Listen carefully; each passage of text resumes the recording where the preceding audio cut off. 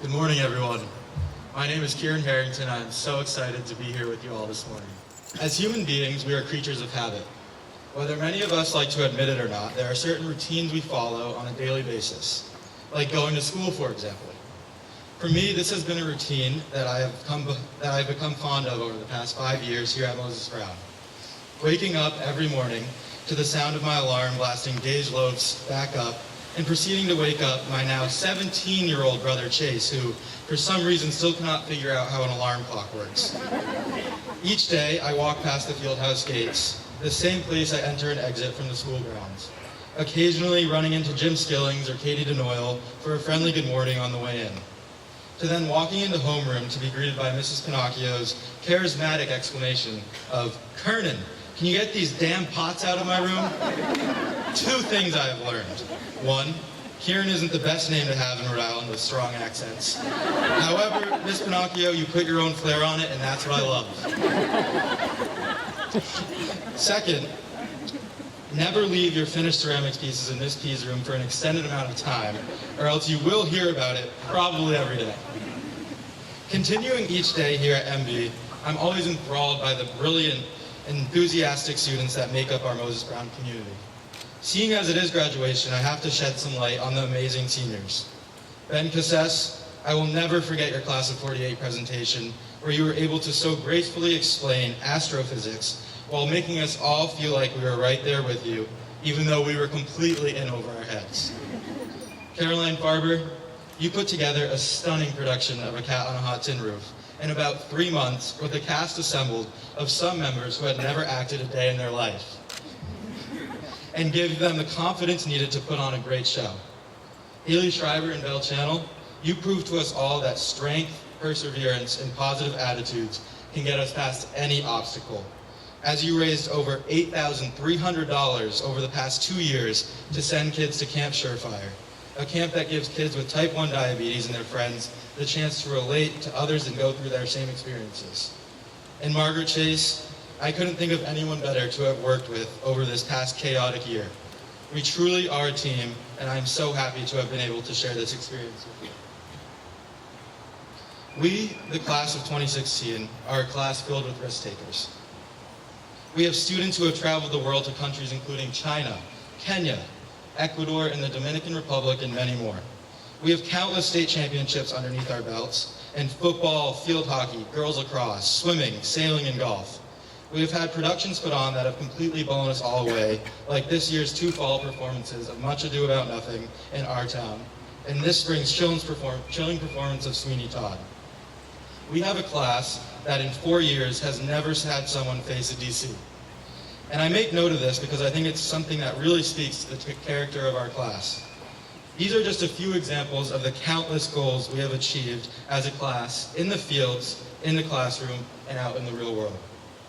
We are a class who cares about our work, our teachers, our performances in the classroom, on the field and on the stage, and most importantly, we genuinely care about each other during moments that are great and ones that are not so great. And all along, Moses Brown has been right there with us, acting as our support system that is so well structured to be. It has been able to provide us with such a safe environment needed to be able to express ourselves the way we want. It allows us to take risks, knowing that if we fall, we have the safety net waiting to pick us right back up. I have learned through countless trials and errors that there is no need to be afraid of failure, and that with failure, there is always a lesson learned. Just this winter, I was walking my dog, and I come around a corner, and like something out of a movie, I see a woman walking down at me. I swear the light was shining right on her, too. It just so happens that it turns out to be none other than Miss Brendel. I was lucky enough to have Miss Brendel as a teacher, and as we started to talk and catch up, she asked me how school was going. I said it was going well, but it was really just busy and a bit stressful with the whole college process in full swing. And in pure Miss Brendel fashion, she said, "Honey, life sucks. But you will make it through." Mrs. Brendel sadly retired last year, but this moment really proved to me that no matter where I go, Moses Brown will always act as the safety net that is there waiting to catch me. In my convocation speech this fall, I encourage all of us to lean into the moments where we feel most awkward or uncomfortable. with hopes that we could all learn something and grow overall into a better version of ourselves. I cannot applaud you enough, the class of 2016, for taking this advice and running with it. I see a graduating class in front of me that has come full circle since freshman year and even just this past year. You have all set an example in some way or another for what it means to be a member of this community. Respectful, kind, engaged, enthusiastic, and just really a lot of fun to be around. As we're all moving on to the next chapters of our lives, college, the routines and the faces that we have become accustomed to will no longer be there. Though this can sometimes be a scary reality, and at some points it will be, I know that you are all equipped with the right tools to make it through successfully. As we sit here under the elms, I encourage you to reflect on your time, experiences at Moses Brown. I hope that, if anything, like me, you have been able to grasp onto what makes you your most authentic self. Whether that you love math, learning new languages, playing a certain sport, painting, singing, volunteering, or whatever else makes you happy, stick to that. Because when you think about it, what else is truly important in life than being true to yourself? As you move on from Moses Brown, wherever you may go, I hope that you are able to find a space like MB that is able to foster your growth in areas that you are truly interested in, and find your own new routine. Before ending, I want to leave you with this quote that I really like from Steve Jobs.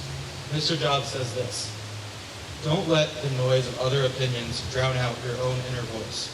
And most important, have the courage to follow your heart and intuition. They somehow already know what truly you want to become. Everything else is secondary." I hope you all follow your light and follow your heart. Roll Q. Thank you.